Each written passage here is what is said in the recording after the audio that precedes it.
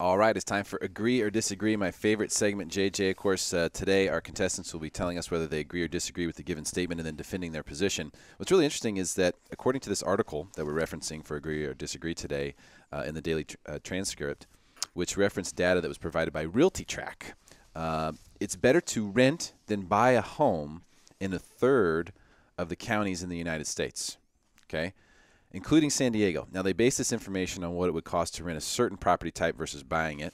They claim that in San Diego, the median rent for a 3-bedroom home was $2,200, whereas the monthly payment on a house with the median home price in San Diego County would be more like $2,900, JJ. So, today's agree or disagree statement is, quote, RealtyTrack has a point here about the runaway cost of properties in San Diego. While rents have risen, home prices have risen even more so, making it cheaper to be a renter. We'll be starting with Brian DeVore. Brian, agree or disagree? So I disagree, and I have four points that I want to make about this. First of all, I think it's kind of an unfair comparison. They're talking about an apartment versus a house to buy. Well, you don't buy an apartment, right? Mm-hmm. So what should the comparison be? Well, most renters, if you're renting and deciding to buy, you're not going to jump into the median home, which is $484,000. You're going to probably get something less expensive, maybe a condo or a townhome. Well, the median price for condos and townhomes, according to the Greater San Diego Association of Realtors, is $343,000. Okay?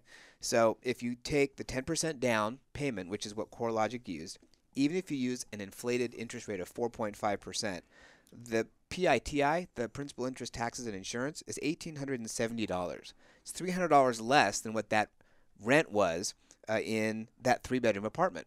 So if you actually take what someone's likely to buy versus what they're likely to rent, it's cheaper to own.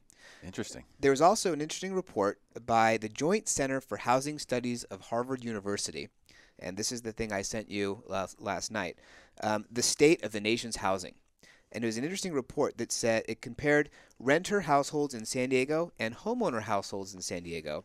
And the share of renters with cost burdens in San Diego is 57.5%. And the share of renters with severe cost burdens is 30%. Homeowners, the share of owners with cost burdens is 35.7%, less than the renters. And the share of owners with severe cost burdens is 17%. So according to this, it's actually less burdensome to own a home than to rent. The third thing is, and I'm a broken record with this, real estate's hyperlocal. So you can't just say across the board in San Diego County it's cheaper to rent than to own.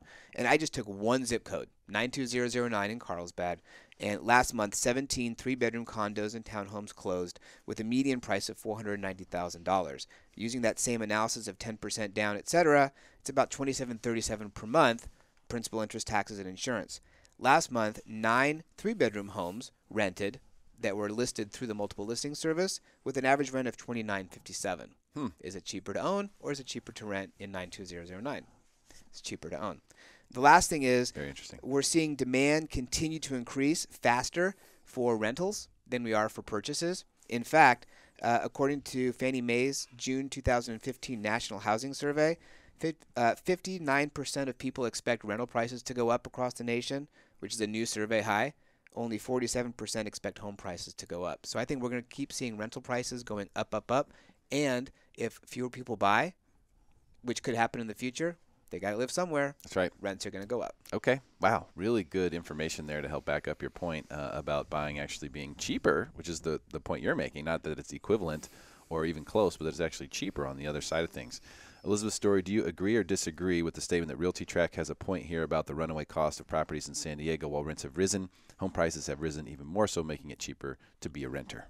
Before I can even agree or disagree, I have to point out some discrepancies and poorness of facts or lack of facts in the article overall.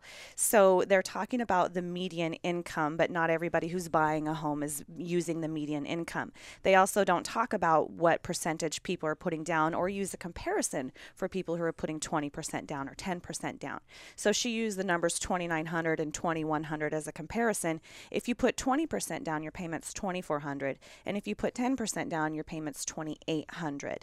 So, and she's also not accounting at all for tax deductions. It's not anywhere in here, and one of the biggest benefits to buying a home is tax deductions. She also mentions in the article that average rents rose 3%, and then goes on to contradicts herself 3 paragraphs later, talking about them raising 13%. According to an article in the Union Tribune, we saw a 24% increase between 2004 and 2014 in rents, and they're also expected to raise another 19% by 2019, which is going to outpace housing inflation by far. Okay, so those are some basic facts that are discrepancies, as well as what Brian mentioned, that you cannot compare a 3-bedroom apartment to a 3-bedroom home. They're not the same thing. So some factors that you need to use when you're trying to figure out if it's cheaper to rent or buy: where do you want to live? Not just the monthly payment, but all the other factors like tax deductions, and also the time that you're going to be in the home. If you're only going to be in the home for a year, then it's probably easier to rent. But if you're going to be there for 10 years and rents are scheduled to raise 20%, but you're in a fixed rate 30-year mortgage, then your rent is going to way outpace your owning a home. So those are all factors that you really have to look at. And I would say no one can ever answer that question for you without using a proper, sophisticated calculator. There's some really good ones online. If you want to know, you can visit my site. But I strongly disagree. I think it is much better to buy. Well, that was an awesome segment, Elizabeth's story. Great information. Rob Cunningham, it's now your turn here for Agree or Disagree. Do you agree or disagree with this statement? RealtyTrack has a point here about this information that was published in the Daily Transcript about the runaway cost of properties in San Diego. While rents have risen, home prices have risen even more so, making it cheaper to be a renter.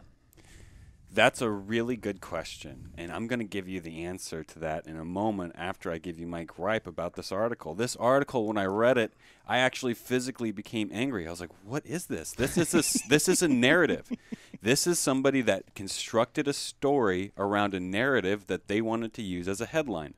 Nothing more, nothing less. As Brian and Elizabeth have both pointed out, there's too many differences. They're comparing apples to oranges in too many different areas to even compare. That being said, I mean, the base of it, is it cheaper to rent in San Diego than it is to buy? I agree. It's cheaper. It's cheaper to rent than it is to buy. Now, is it less expensive? I don't know about that. I think that when it comes to that, there's a lot of opportunity costs we're missing when we're renting a property. Like Elizabeth said, we're not getting tax write-offs. We're missing future appreciation. Who knows how stable your property is going to be? So is it cheaper to get into? Yeah, it's cheaper. But in the long run, it's going to be more expensive to rent. Look, when you're renting a property, you're paying a mortgage. It's just not yours. So that's that. And a very, very good and concise answer, as promised, from Rob Cunningham with RE/MAX. All right, so JJ, here's the deal. That was a great segment, Agree or Disagree. I want to know where you want to weigh in on this thing. What did you think about what RealtyTrack is saying, renting versus buying? You're in a position where you're helping people buy homes day in, day out, refinance those homes. I'm sure these people have the conversation with you, rent versus own, typical calculation that you do for people. What are your thoughts? Well, I'll tell you what. I mean, we have seen rents going up tremendously over the past few years. I mean, with all the short sales that have happened and the foreclosures, it's given the investors the opportunity to really increase rental rates, and we've seen that. It's interesting when you get to like the bigger properties, the jumbo type properties, $1 million properties, people are putting pretty good down payments. I mean, 20, 25, 30%, even more down payments. So, I mean, I'm going to give you an example. I have a buddy that owns a property in Solana Beach, $2 million property. It's actually in the Del Mar zip code, but it sits in Solana Beach. His payment is $7,500 a month, all in. He rents it for $10,000. $7,500. He rents it for $10,000. He rents it for $10,000 a month? Rents it for $10,000 a month. And we're not talking short-term rental. This is long-term rental. So, that says, I mean, this person's paying more than rent, more for rent. When you're getting to the smaller properties, these condominiums, I mean, sure, you can rent something for $1,500, $1,800 a month. It's an apartment. It's an apartment living. It's not something that you're going to be able to buy. So, Rob pointed out, equity position. Nobody else pointed that out. Equity position, when you own, you're gaining equity down the road. You're paying off your mortgage. Mm-hmm. Not in the article. So I feel that with home appreciation, whether it stays flat, whether it's 3% or 10% in the next year, that's fine. Over the long run, you're paying off your home. Let's not forget about you're living in the property. This is a place that you're calling home.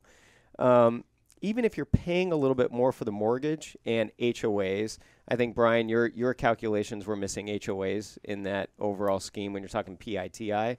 So we have to remember kind of the overall payment calculations when we're comparing rent versus own.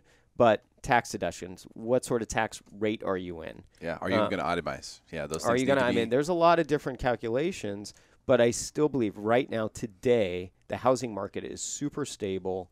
The reason why people are qualifying, people are putting money down, and that is the reason why it should be a better option to buy than rent. I'm glad you brought it up because I also noticed that no one else mentioned the equity position, because it doesn't matter if the home goes up in value, right? Every month when you're paying towards owning that thing, and you are gaining equity with every single payment you make. So a great point there, JJ. All right, I'll let you tally up the scores so you can get us updated on who's got how many points and who's set up to win this real estate debate as we head into listing of the week. Stick around.